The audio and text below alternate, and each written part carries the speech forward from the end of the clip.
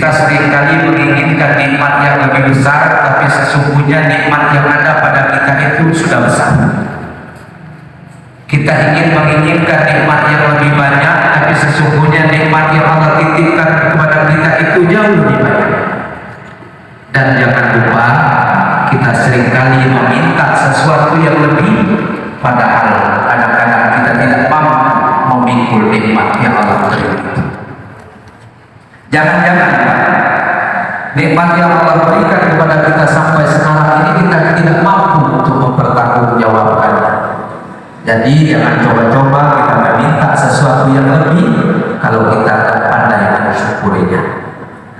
Oleh karena itu saya pesankan, saya harapkan setiap pagi dan sore itu Bapak baca doa. Doanya itu Bismillahirrahmanirrahim.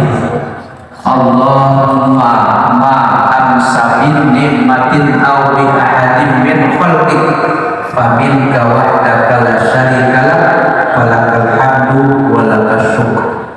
Itu kalau sore hari sekali saja.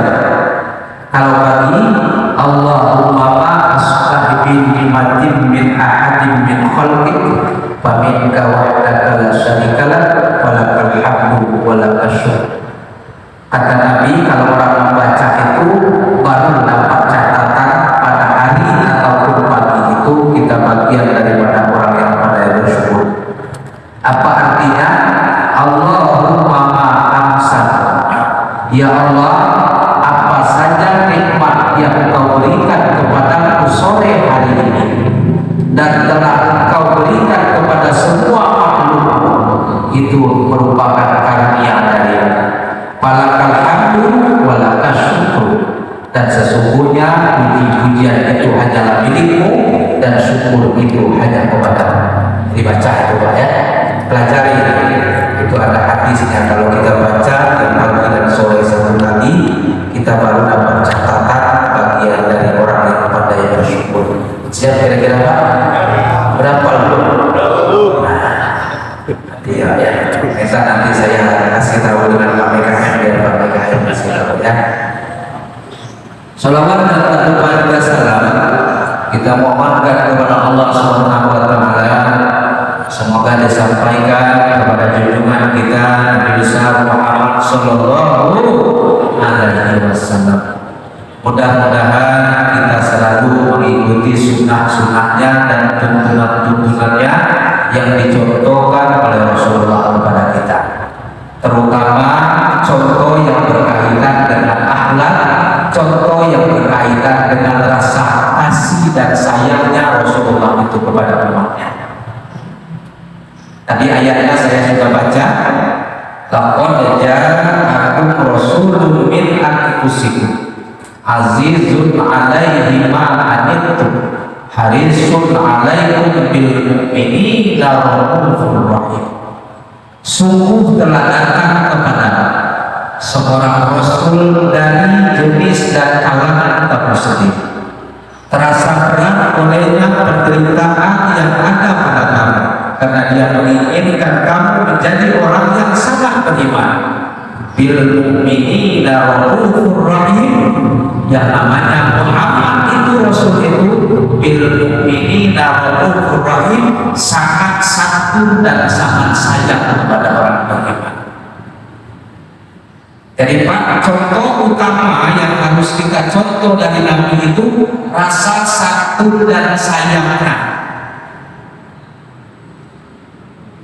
Kalau kita belum termasuk orang yang santun, belum termasuk orang yang sayang, itu kayaknya kita salah Nabi deh. Karena Nabi Muhammad itu Masya Allah, begitu sayangnya, bahkan rahmatan lil alamin, menjadi rahmat bagi semesta alam. Bukan cuma orang beriman, termasuk orang kafir pun diberikan rahmat oleh Allah dengan adanya kehadiran Nabi Muhammad SAW. Oleh karena kita menyangkut kisah Nabi, kita sedikit flashback ke belakang. Bapak pernah mendengar cerita Isra wal Mi'raj? Isra wal Mi'raj itu kan di tiap-tiap langitnya Rasulullah ketemu dengan Nabi gitu Pak. Nah di antara Nabi sekian banyak 25 Nabi yang ada di dalam Al-Quran itu kan ada 5 Nabi yang masuk kategori ulul azmi minar rasul. Yang pertama itu Nabi Nuh, Nabi Ibrahim, Nabi Musa alaihissalam, Nabi Isa alaihissalam, Nabi Muhammad sallallahu alaihi wasallam. Itu termasuk kategori ulul azmi. Ulul azmi itu orang yang paling mendapat ujian berat dan orang yang paling dicintai oleh Allah. Nah di dalam kisah Isra wal Mi'raj itu Pak, cuman dengan Nabi Nuh Rasulullah itu tidak ketemu. Itu hebat menariknya. Dengan Nabi Isa ketemu di langit kedua. Dengan Nabi Musa ketemu di langit ke-6.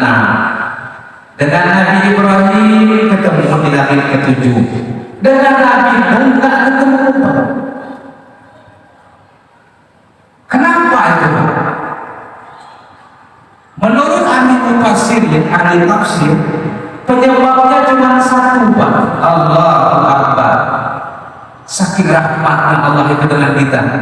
Karena Nabi Nuh itu pernah berdoa di dalam surah Nuh ayat 27 dan 28-nya. Apa doanya? Rabbi la tazar 'alal ardi minal kafirina dayyara innaka in tazarhum yudillu ibadak wa la yudillu wa la fajiran illa amal. Cuma Nabi Nuh itu berdoa seperti itu Pak, tak ketemu dengan Nabi Muhammad sallallahu alaihi wasallam. Apa doa Nabi Nuh? Ya Tuhanku, jangan ditinggalkan orang kafir ini di permukaan bumi ini satu saja. Kalau bangsa kita itu udah kesel Pak, 5 suara Allah ini. Pokoknya satu bersih deh, jangan ditinggal satu pun. Innaka jika Allah tinggalkan maka mereka akan membesarkan hamba-hamba yang lain, dan kalau dia dapat keturunannya akan kafir dan keturunannya akan berbuat durhaka juga dosa. Nabi itu cuma berdoa seperti itu Pak, nggak ketemu dengan Nabi Muhammad yang sangat rahman dan rahim itu. Bayangkan itu. Apa masalah Nabi Nuh? Enggak Pak, cuma berdoa Pak. Kalau bangsa kita Nabi Nuh ini udah gedek gitu, udah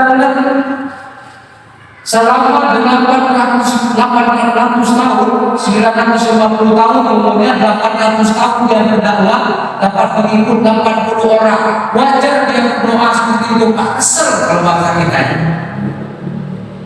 Ya Allah, habisin aja deh orang kafir, jangan tinggalkan satu saja. Kalau tinggal satu nanti berkembang dia jadi orang kafir lagi. Salah nggak? Cuma berdoa seperti itu. Coba kita telisik dulu doa Nabi Isa. Nah, Nabi Isa kan bagian dari ulul azmi Pak. Di dalam surah Al-Maidah ayat 128 apa doanya? Doa Nabi Isa. In tu'azzibuhum fa innahum ibadu wa in taghfir lahum fa innaka antal azizul hakim. Ya Allah, kalau seandainya Engkau mau menghukum umatku ini, dia ini memang hamba-hambamu semua. Tapi kalau ingin Engkau ampuni, sesungguhnya Engkau itu maha perkasa dan maha bijaksana. Jadi doanya halus, doanya halus. Kemudian naik lagi ke doa Nabi Musa. Apa doa Nabi Musa yang sering saya baca? Anta waliyuna faghfir lana warhamna wa anta khairul ghafirin. Ya Allah, Engkaulah Tuhan kami, ampunilah kami, rahmatilah kami, sesungguhnya Engkau sebaik-baik pengampun. Ada nggak doa ancaman itu? Nggak ada kan? Kemudian doa Nabi Ibrahim alaihissalam yang masuk kategori ulul azmi ini. Faman tabi'ani fa innahu minni wa man asani fa innaka ghafurur rahim. Ya Allah, kalau seandainya mereka ini kaumku ini mengikuti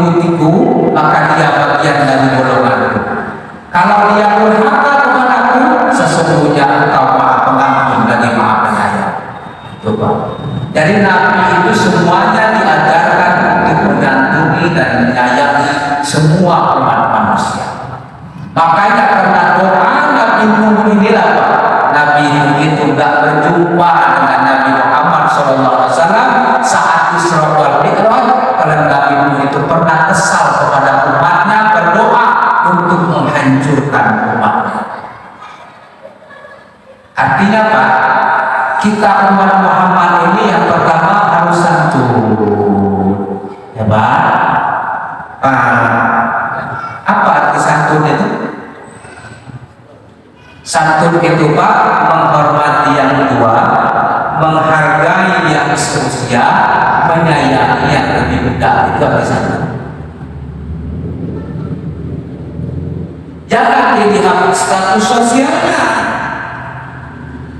Kita ini menghormati orang, kalau dia kaya kita hormati. Gak boleh Pak. Lihat usianya. Kalau dia lebih tua dari kita, hormati. Sederajat umurnya dengan kita hargai. Kalau orang ngomong kita dengarkan dulu, baru kita ngomong. Begitu Pak. Kalau di bawah dari kita, baru kita sayangi. Ini kalau ada yang misalnya adakan acara itu orang kaya, rame kita hargai. Kalau ada yang apa yang datang itu orang miskin, nggak kita datang, nggak ikut undangan ke sana. Nggak boleh umat Muhammad kayak itu Pak. Ciri umat Muhammad itu ruhama ubainahum tarahum ruk'an sujada. Mereka berkasih sayang di antara sesama. Siapa kira-kira Pak? Mulai sekarang kalau seandainya hati itu masih jadi pembenci, hilangkan. Kalau masih ada pendendam, hapuskan.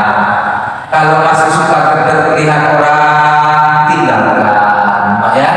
Kita nggak lama hidup ini Pak. Jadilah orang yang santun, jadilah orang yang penyayang atas sesama. Siap kira-kira Pak? Insya Allah. Insya Allah. Nah, pada kesempatan malam hari ini sesuai dengan tema kita lanjutkan dengan kisah sirah nabawiyah, yaitu Nabi Ayyub alaihissalam. Nabi apa? Ayyub alaihissalam. Siapa itu Nabi Ayyub? Nabi Ayyub itu adalah bagian daripada keturunan Nabi Ibrahim alaihissalam. Di antara pendapat yang menyebutkan bahwa Nabi Ayyub itu ada yang menyebutkan dia itu anaknya anak Nabi Lut alaihissalam. Artinya cucunya Nabi Lut alaihissalam. Karena Nabi Lut dengan Nabi Ibrahim itu satu generasi Pak. Sama-sama dari Babilonia Irak, kemudian pindah. Ada yang satu pindah ke Palestina, Nabi Ibrahim, Nabi Lut itu pindah ke Yordania. Di Yordania itu dikenal dengan kaum Sodom. Sekarang masih ada Danau Mati namanya, Laut Mati di Yordania itu. Itu kaumnya Nabi Lut. Nah, dikisahkan Nabi Ayyub ini adalah cucunya Nabi Lut alaihissalam. Tapi yang paling kuat, yang masyhur itu adalah Nabi Lut ini tetap bagian daripada keturunan Nabi Ibrahim alaihissalam. Karena itu ada di dalam Al-Quran, disebutkan di surah Al-An'am ayat 84-nya. Jadi Allah Subhanahu wa taala memberikan karunia kepada Daud, kepada Sulaiman, kepada Ilyasa, termasuk Ayub, kemudian Musa dan Harun, kullun minas sholihin. Mereka itu bagian daripada orang-orang yang soleh. Jadi disebutkan di situ bahwa Nabi Ayyub itu adalah keturunan Nabi Ibrahim alaihissalam. Di mana tinggalnya Nabi Ayyub ini? Nabi Ayyub ini tinggalnya di Syam. Syam itu kan kita tahu sekarang itu sudah pecah menjadi 4 negara.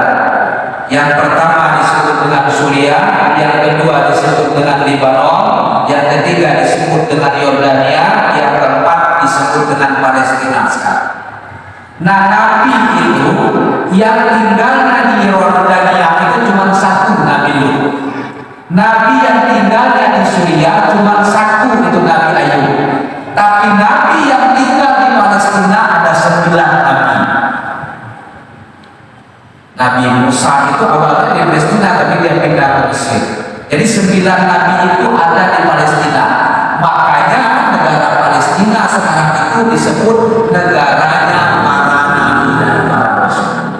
Jadi di dunia ini yang paling banyak nabi itu bermukim di Palestina, bukan di Mekah, bukan di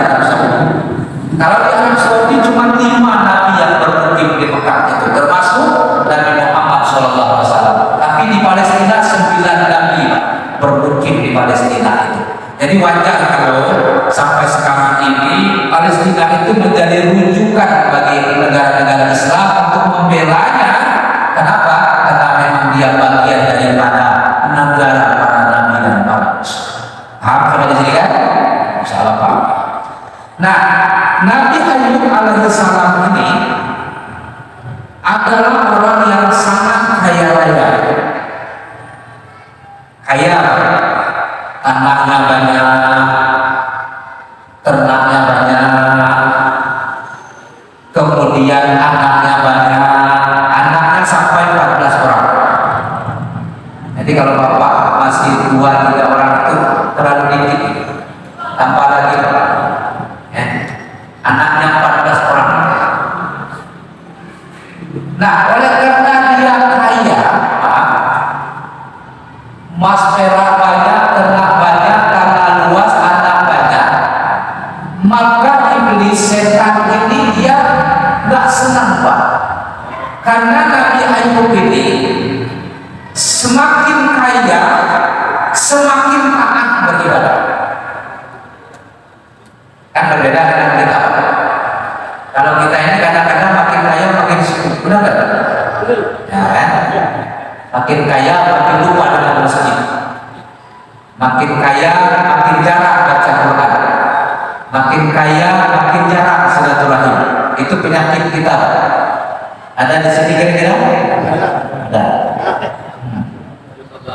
Nah, Nabi Ayub ini beda ya. Makin kaya makin kuat zikirnya, makin kaya pasti kuat baca subuhnya, makin kaya dia makin banyak dekat kepada Allah, sholat ibadah. Iblis ini iri Pak, ngadu dia dengan Allah. Wahai Allah, karena iblis itu setan itu Pak, apa yang dimintanya Allah kabulkan karena ada kontraknya itu dengan Allah. Jadi setan itu Pak ada kontrak, ada perjanjiannya, ada MOU-nya dengan Allah Subhanahu wa taala. Apa perjanjian setan dengan Allah? Pertama, dia tidak akan pernah mati sampai hari kiamat. Itu kontrak pertama. Kontrak kedua, setan kedua, semua permintaan yang menyangkut keinginannya untuk menggoda manusia Allah akan kabulkan. Apa permintaan setan ini? Dia bilang setan ini dengan Allah Subhanahu wa taala, ya Allah, itu Ayub itu kan dia rajin zikir, rajin ibadah, rajin baca subuh itu kan karena dia orang kaya itu. Coba kalau dia miskin, gak akan gitu. Kira-kira Pak alasannya. Nah sekarang itu ya Allah, saya mohon izin kepada Engkau ya Allah, tolong hilangkan kekayaannya. Saya ingin lihat nih, Nabi Ayub ini apa masih kuat zikirnya, apa masih kuat ibadahnya. Apa jawaban Allah? Udah. Pertama apa? Hilangkan semua hartanya. Kambing mati, ternaknya habis, anaknya ludes, bahkan disapu angin topan terceritakan habis semua. Masih tambah kuat Pak zikirnya. Gak berpengaruh itu dengan Nabi Ayub alaihissalam. Hilangkan semua harta. Oh kalau ini, kalau harta itu barang yang mungkin ini gak terlalu disayangi sama Nabi Ayub. Kalau gini kata setan, saya mohon juga nih kepada Allah, minta kepada Allah semua anaknya ini meninggal. Mohon setan kepada Allah, ya Rabb, tolong musnahkan semua seluruh anak keturunan Nabi Ayub alaihissalam. Saya ingin melihat apa masih kuat dia zikir. Bagaimana caranya? Setan itu menjelma berupa manusia. Diundangnya semua anak Nabi Ayub itu makan bersama. Begitu berada di dalam bangunan, apa setan itu dirobohkan dalam bangunan itu, mati bareng 14 orang itu bersama-sama dalam bangunan kesatuan. Mati. Apakah Nabi Ayub lebih? Tidak. Makin dekat dia zikirnya kepada Allah, makin banyak. Oh kalau begini kata setan ini, Gak beres Nabi Ayub ini kayaknya. Kok dikasih anaknya habis masih zikir, hartanya habis gak bergemi. Kalau ini mudah-mudahan satu ini kayak-kayaknya berhasil ini. Mohon kepada Allah untuk disakitkan, diberi penyakit. Maka minta lagi nih setan ini kepada Allah, ya Allah tolong kasih penyakit itu biar dia gak zikir lagi.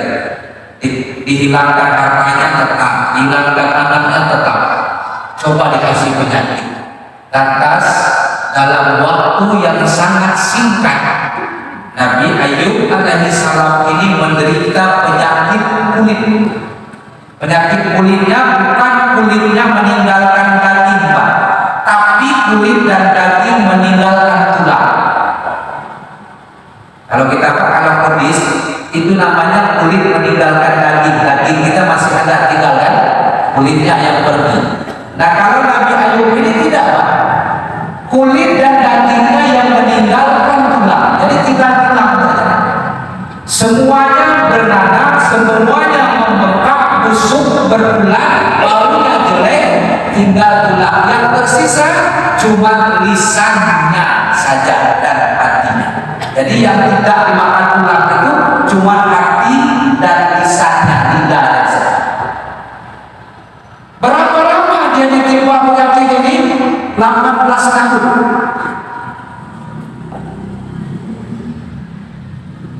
18 tahun. Menurut tafsir Ibnu Katsir itu 18 tahun dia menderita. Itu pernah istrinya ini. Nah istrinya ini namanya Lia. Lia ini pernah meminta kepada Nabi Ayub itu untuk berdoa kepada Allah, ya. Kalau bangsa kita ya Nabi ya Rasul, berdoalah engkau kepada Allah Subhanahu wa taala. Kan doa para nabi itu pasti diijabah. Nabi Ayub ini balik bertanya dengan istrinya, wahai istriku tersayang, yang paling setia, yang paling sabar, saya tanya dengan kamu, dulu kita sehat, kita kaya, kita punya anak, itu berapa lama? Kata istrinya 20 tahun. Kalau kita menikmati nikmat dari Allah itu 20 tahun, kata Nabi Ayub, saya malu meminta kepada Allah, berdoa kepada Allah sebelum 20 tahun. Jadi kalau kita ini Pak demam sehari semalam udah ngeluh itu belum ada apa-apanya itu Pak. Jadi kalau sakit sabar aja ya Pak ya. Pak, berapa lama Nabi Ayub sakit tadi Pak? 18 tahun. Kapan dia baru berdoa? Apabila sakit yang dideritanya itu seimbang dengan nikmat sehat yang Allah berikan selama dia berkeluarga 20 tahun. Setelah 18 tahun itu baru dia meminta. Namun sebelum itu kita ceritakan dulu. Istrinya dia ini kan orang yang sabar. Kenapa sabar? Biasanya orang yang sedang menderita itu biasa seringkali itu dijauhi orang, ya. Tetangga sudah tidak senang lihat kita, kemudian teman sudah menjauh dari kita, anak tadi sudah meninggal semua, sahabat sudah tak peduli lagi dengan kita. Nah satu-satunya yang setia itu cuma istrinya ini. Bahkan ceritanya Nabi Ayub ini diungsikan, dipindahkan keluar daerah, keluar kampungnya karena baunya itu sangat menyengat dan sangat busuk. Oleh karena Nabi Ayub alaihissalam ini udah miskin, sakit-sakitan, orang membantu nggak ada, maka punya inisiatif istrinya ini untuk bekerja keluar daerah. Itu pun tidak dikasih tahu bahwa dia ini adalah istri Nabi Ayub alaihissalam. Kalau dikasih tahu orang nggak ada yang mau menolong, nggak ada orang yang mau menerima. Jadi disembunyikan identitasnya. Sebab kalau tahu orang nggak mau karena takut nanti penyakitnya itu menular kepada orang lain. Maka kerja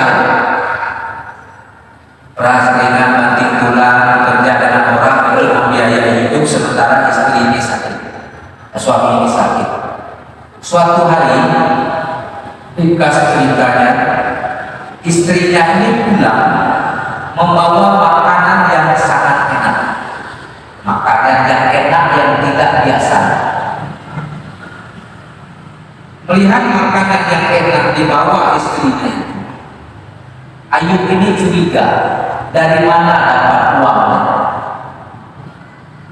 Dari mana dapat uangnya?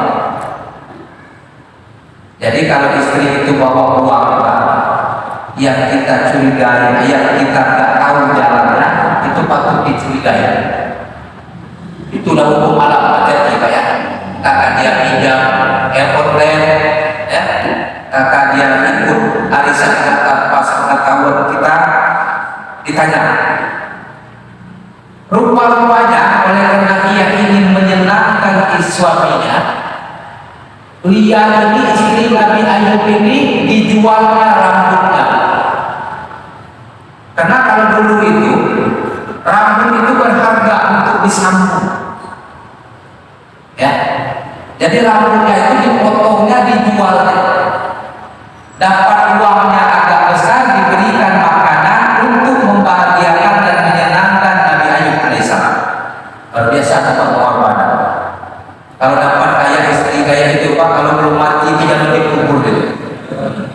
Sakit kamu udah sabar, mau bekerja, mengurus kita sakit ingin menyenangkan, dia rela korbankan apa yang dia miliki untuk membahagiakan suaminya. Kalau dapat kayak itu 10 gak apa-apa istri. Ganti-ganti ya maksudnya. Melihat itu ditanya oleh Nabi Ayub alaihissalam, wahai istriku, dari mana engkau dapatkan uang dirham ini untuk membeli makanan yang enak ini? Yang namanya orang setia dia jujur. Dia bilang, wahai Nabi Allah, maafkan saya bisa membeli makanan ini, saya ganti lancang, saya gunting rambut saya jual dengan orang lain. Dapat uang saya belikan makanan karena saya ingin membahagiakan kamu. Terlontarlah ucapan Nabi Ayub. Kesal dia, apa ucapannya? Kalau saya sembuh nanti, maka akan saya cambuk engkau 100 kali. Marah Nabi Ayub. Cuma satu dosanya, dia ingin cambuk istrinya itu 100 kali kalau sembuh. Akhirnya lama-kelamaan Nabi Ayub ini setelah sampai 18 tahun, maka dia baru berdoa kepada Allah. Doanya itu diabadikan Allah di dalam Al-Quran surah ke-21 Al-Anbiya ayat 83. Anni massaniyad durru wa anta arhamur rahimin. Ya Allah, aku sekarang ditimpa penyakit. Engkaulah penyayang di atas semua yang penyayang.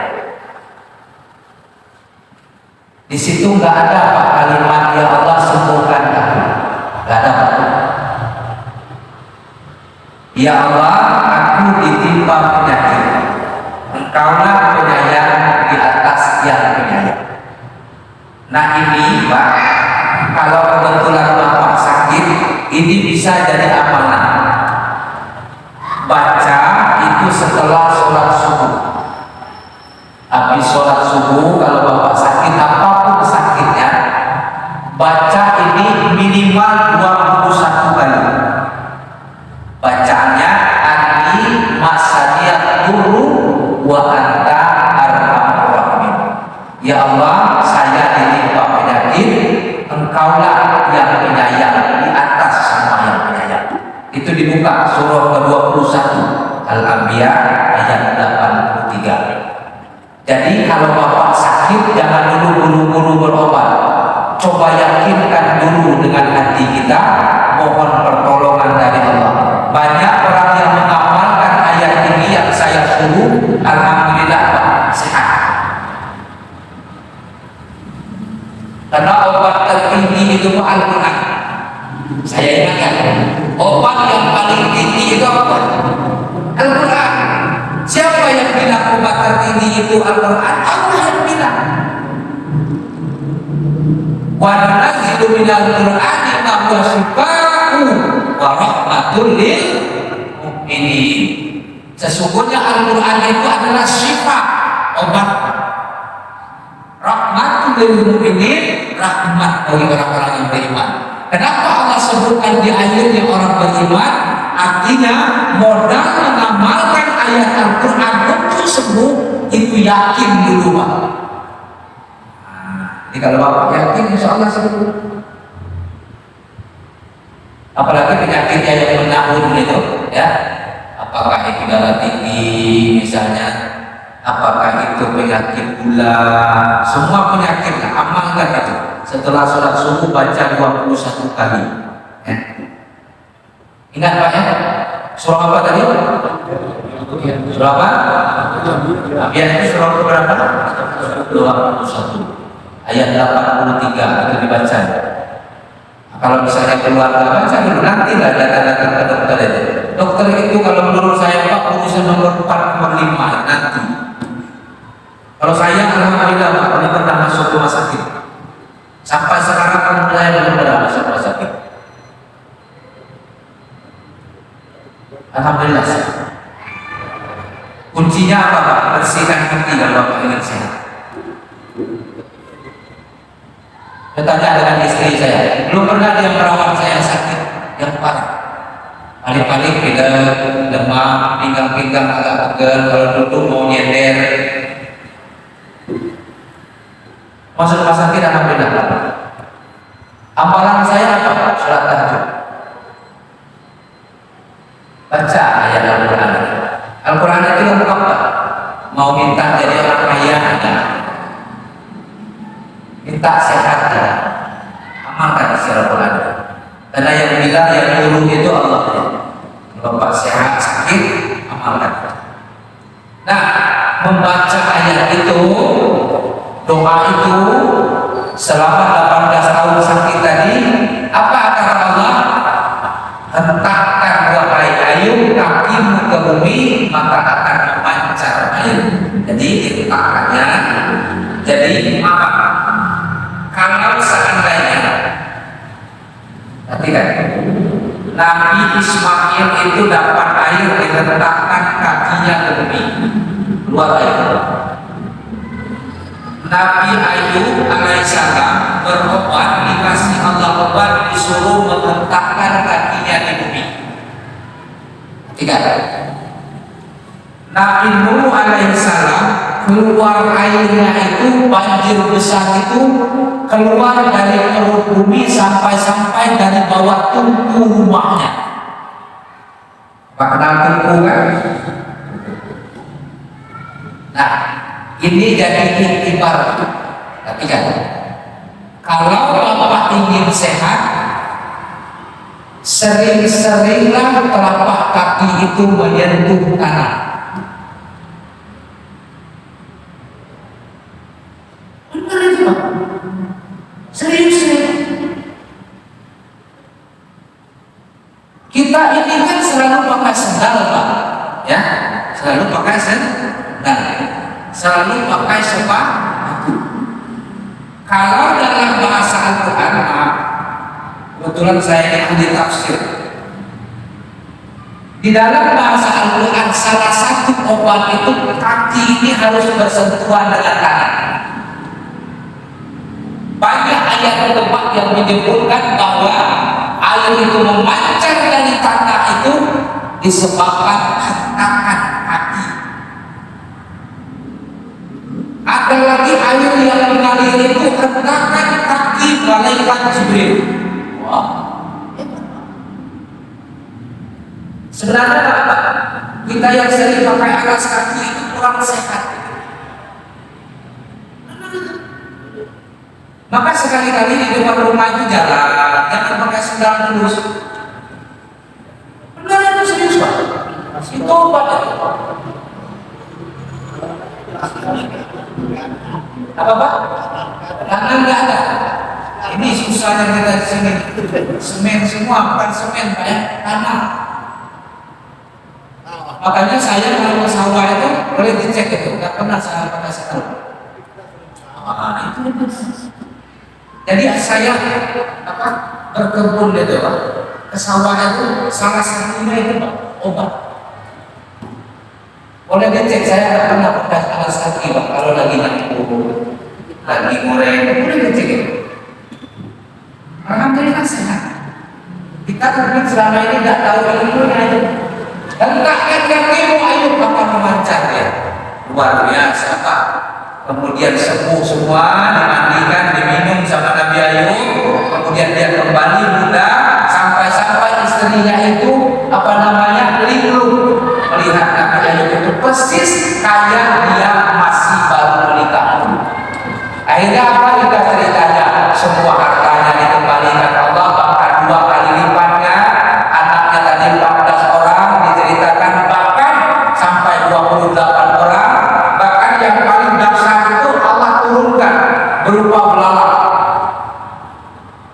Belalang, tapi belalangnya hebat, emas dan perak.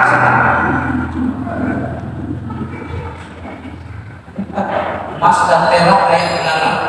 Dikumpulkan Nabi Ayub, belalang ini kumpul semua, yang menjelma menjadi emas dan perak. Akhirnya apa?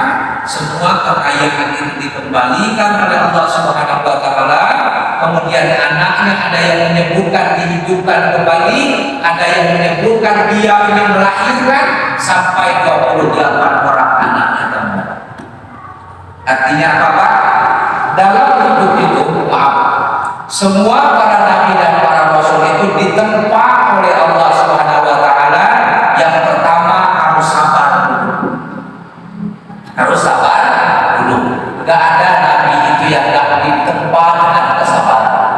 Sebab hanyalah orang-orang yang sabar yang akan mendapatkan piala nabi.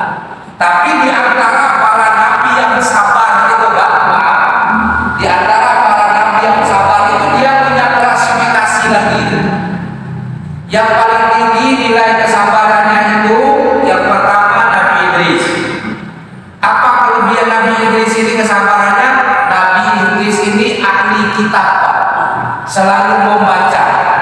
Dengan adanya selalu membaca, Nabi Idris ini selalu belajar, digelar dia orang yang paling sabar.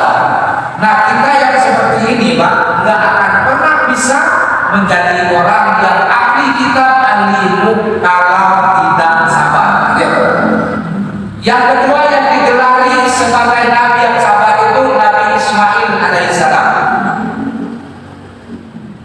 Kenapa dia disebut sabar? Ya abatil al-matukmar satajiduni insyaallah ala sabirin. Wahai Allah, laksanakan perintah yang Allah perintahkan kepadamu, niscaya engkau akan dapati aku orang yang sabar. Jadi orang nabi yang paling sabar yang kedua itu Nabi Ismail. Yang ketiga, nabi yang paling sabar itu Nabi Zulkifli.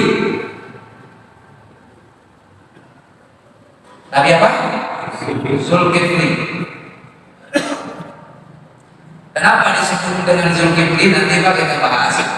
Zulkifli itu dari kata kiflah. Kiflah itu artinya pemelihara, penyantun.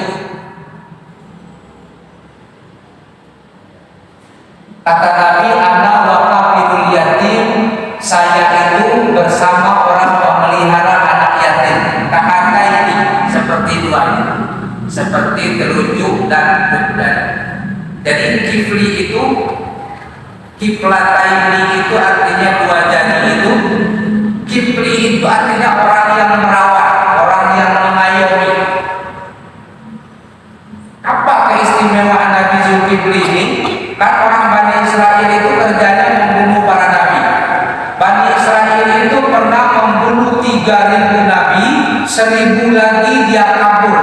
Kaburnya ke rumah Zulkifli. Zulkifli ini, Nabi Zulkifli inilah yang memberinya makan nabi yang 1.000 orang ini. Makanya disebut dengan Zulkifli. Saya tanya dengan Bapak, kita mau sedekah itu kalau nggak sabar bisa nggak? Bisa nggak kalau nggak sabar? Nggak bisa.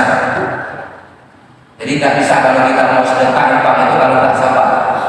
Jadi modal kita itu harus sabar.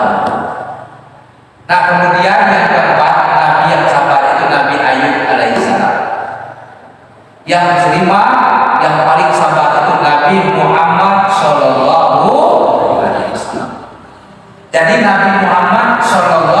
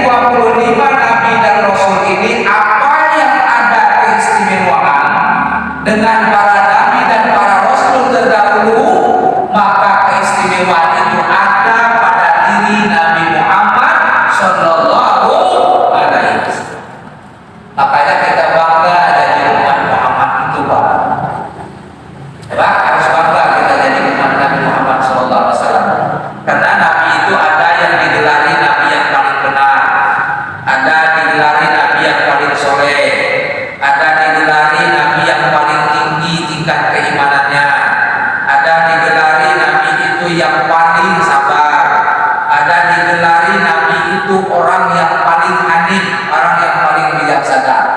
Nah, Nabi Muhammad SAW itu diantara keistimewaan para Nabi itu terkumpul pada diri Nabi Muhammad SAW. Itu hebatnya. Nah, akhirnya apa?